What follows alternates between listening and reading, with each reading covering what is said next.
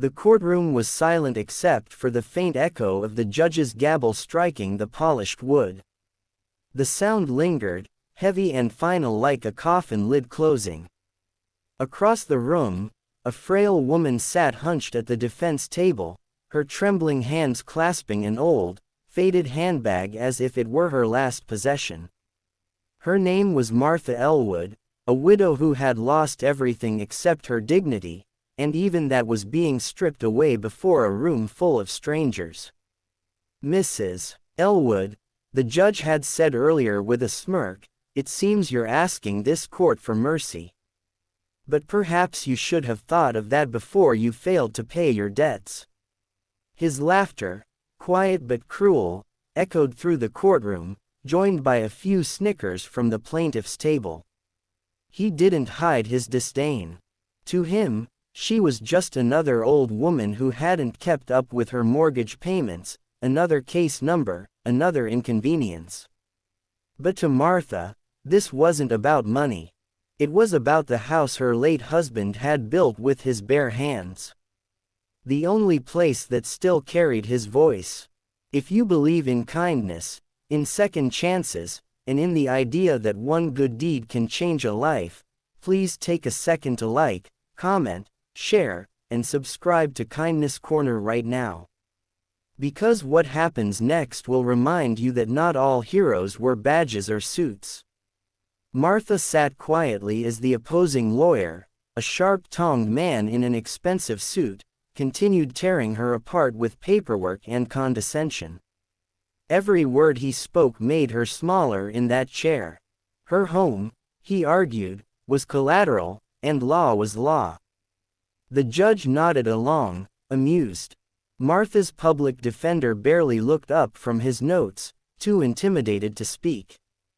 It felt hopeless. The walls of that upscale courtroom gleamed with light. Yet everything in Martha's world had turned dark. The truth was cruel. Her husband, a mechanic named Harold, had died suddenly from a heart attack 3 years earlier. With the funeral costs, hospital bills, and their only source of income gone, she had fallen behind on payments. Her small-town bank, now owned by a corporate conglomerate, wanted her house, not for the debt, but for the land beneath it.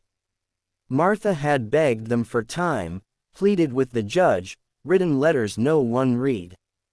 By the time the foreclosure reached the court, she had already accepted that no one cared.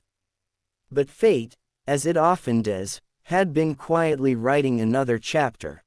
3 days earlier, while walking back from the grocery store, Martha had dropped her purse outside a roadside diner. She hadn't noticed, but someone had. A man sitting on a Harley outside the diner, broad-shouldered, tattooed, with a leather vest that read, "Hell's Angels," picked it up and jogged after her. He found her struggling with her groceries and returned it with a polite nod. His name was Ronan. He asked if she was okay. She said yes, though the tears in her eyes said otherwise. When he gently pressed, she told him her story. She didn't ask for help. She only needed someone to listen. But Ronan did more than listen. He promised her, "You're not alone anymore, ma'am." Martha hadn't believed he meant it. Not until this morning. Back in the courtroom, the judge was preparing to deliver his final ruling. He leaned forward, lips curling in satisfaction. "Mrs. Elwood," he said coldly, "this court hereby rules in favor of the plaintiff." The words froze mid-sentence as the heavy double doors creaked open. Every head turned. The room fell silent. 3 men walked in, their boots striking the marble floor like thunder. The first was Ronan, his salt and pepper beard catching the light, his vest gleaming with patches that told stories of roads and brotherhood. Behind him was a bald broad man with a long dark beard and another younger man with shoulder-length brown hair and sunglasses. They didn't belong in a courtroom, yet they walked as if they owned the moment. The bailiff stepped forward nervously, but Ronan raised a hand, calm, commanding. "We're not here for trouble," he said, voice steady. He walked straight to the defense table, stopping beside Martha, who looked up in stunned silence. The courtroom buzzed with whispers. Ronan placed an envelope on the table. "That's a certified check," he said firmly, looking straight at the judge. "Covers everything she owes. The debt, the interest, the court fees.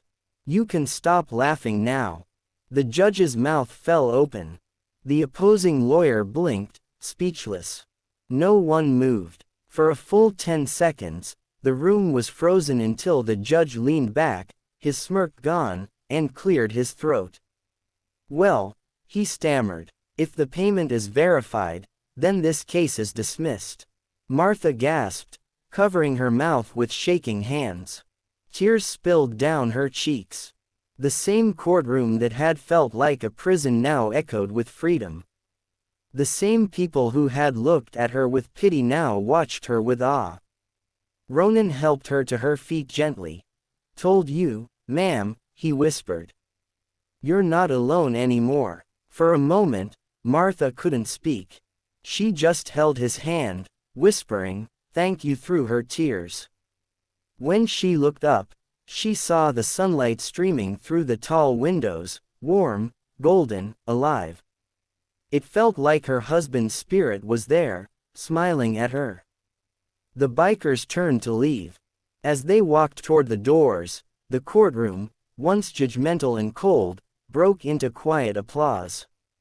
Even the judge, flustered and humbled, gave a slow, reluctant nod. Martha sat back down, clutching the old handbag that no longer held just memories. It held her new beginning. And when the heavy doors closed behind those men, the sound didn't echo with fear. It echoed with hope. Before we reach the end, tell me in the comments, what did you feel when the bikers walked in? Did it remind you that kindness can come from the most unexpected hearts? Martha went home that evening and sat on her porch, the sunset painting her world in color again.